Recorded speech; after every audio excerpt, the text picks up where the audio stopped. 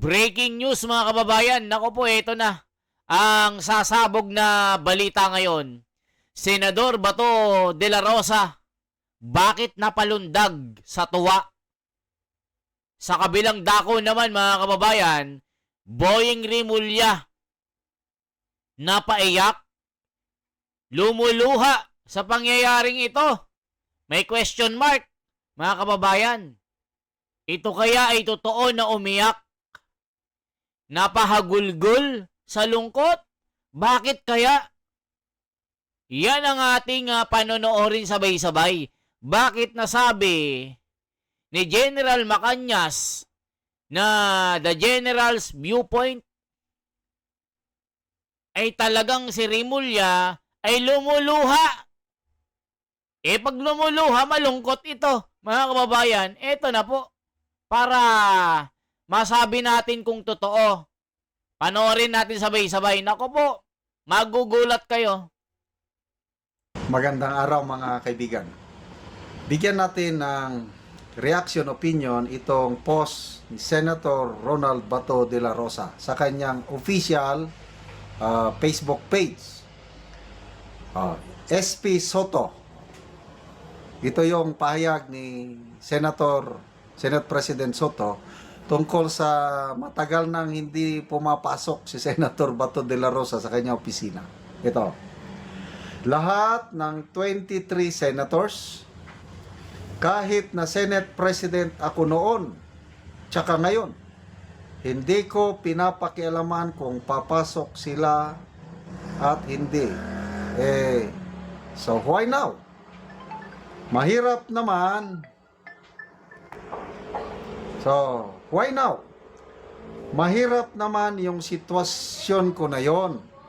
Kasi alam naman natin na umiilag siya doon sa problema, di ba? So, ba't ko siya pipilitin kung umiilag siya sa problema?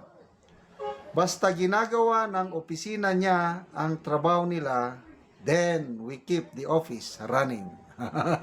Ito, may post kasi ang GMA News. Basahin ko ang post ng GMA News. Senate President Vicente Tito Soto III said on Friday that the office of Senator Ronald Bato de la Rosa is still functioning despite his prolonged absence amid the alleged issuance of arrest warrant against him by the International Criminal Court. So, ano ngayon? Masaya. Masaya si Senator Bato. Kasi, hindi naman siya pwedeng tanggalin. Correct? Salamat naman kay Senate President Soto sa kanyang pag-unawa kay Senator Bato. Ulitin ko, nag-iingat lang talaga si Senator Bato. At kung ako si Senator Bato, magpasalamat ako kay Ombudsman Boying Rimulya dahil nagbigay siya ng early warning. Kasi kung pinili lang sana ni Ombudsman Rimulya na tumahimik nung natanggap niya yung balita na mayroon na. Kung ako si Ombudsman Rimulya, lalo ko yung itatago yung balita na yun. Para hindi makapaghanda si Senator Bato. Pag nandyan na, saka siya huliin, wala na siyang magawa. Hindi ko kasi maintindihan bakit nagpa-scoop siya kagad, nagpa-interview at sinabi niya na meron ng na-issue na warrant of arrest from ICC laban kay ano ba yung mga post na nabasa ko nung yung bali-balita lang na hospital daw siya. Sabi na ano ba ang ombudsman na masyadong sa press conference, anong pagtawag doon? Press conference basta mahilig sa press conference, biglang tumahimik. balita nga na ospital siya, yung pala hindi totoo. So ngayon, nagtatago si Senator Bato, but as of now, wala pa namang lumalabas na, no? Ano ba talaga? Meron o wala? Ako, naniniwala ako na meron kasi nagsalita na si Attorney Harry Roque. The fact na nandun sa The Hague, Netherlands, si Attorney Roque, I believe, may mga contact siya doon. At yun na, kinonperma niya na hindi naman magtago, magpa-custody ka na, Senator Bato, sa judiciary, sabi niya. Mag-surrender ka na doon sa korte. Huwag kang papayag na kikidnapin ka ulit kagaya ng ginawa nila kay Tatay Digong. Ayun. Sinunod ni Senator Bato ang payo, kaya ngayon nagtatago. Our best sa sarap. O ayan mga kababayan ko, mga pasabog po ng isang general.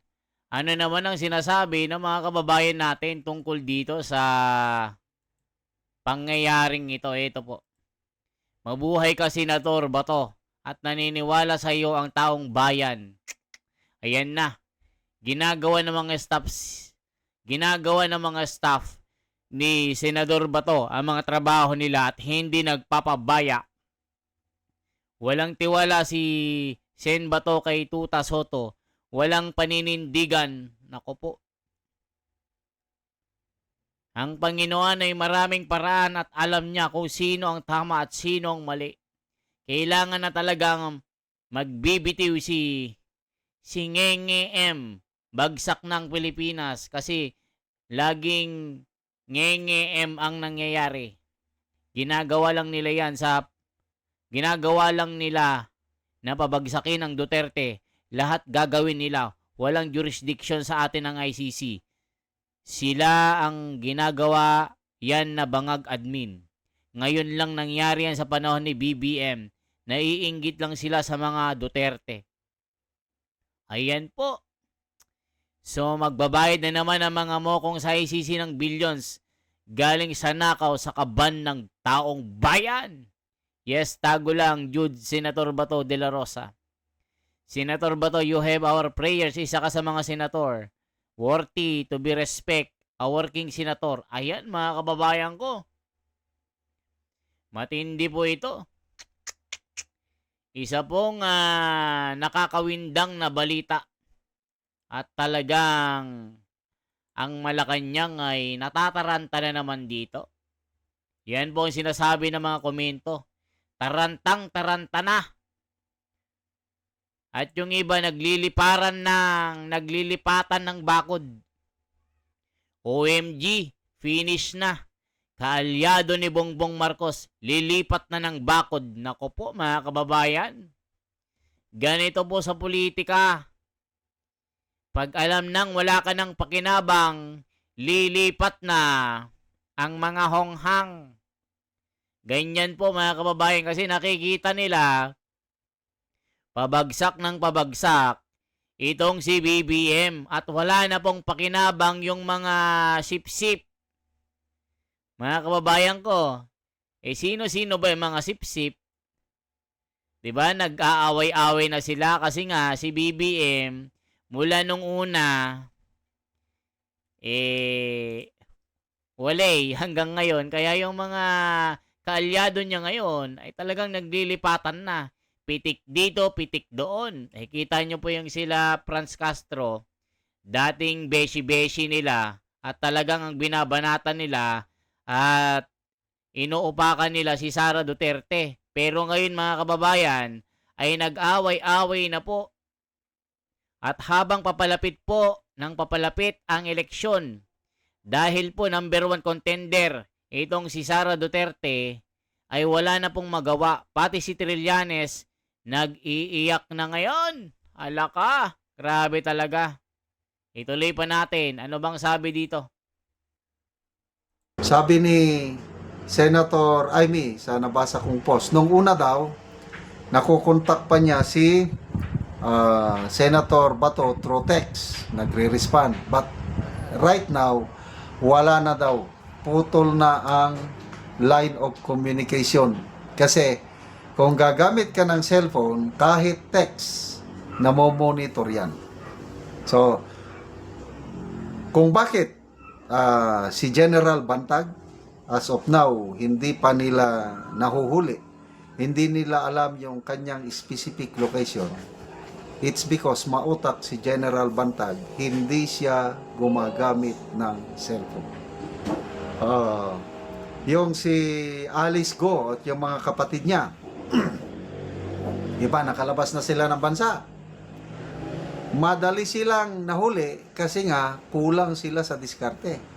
Gumagamit sila ng cellphone na yung cellphone nila, yun ang nakaregister sa kanilang pangalan. O di na-trace up sila.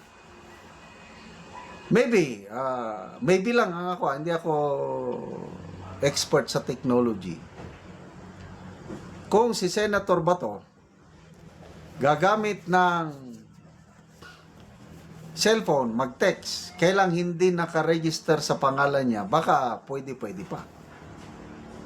Kasi di ba ang ating mga cellphone nakaregister sa ating mga pangalan. Pwede naman siyang maggamit ng ibang cellphone nakaregister sa ibang tao. So namomonitor nila, pangalan nun Juan Bautista. Kailang si Bato pala ang gumagamit. So, ayun na. So, yun.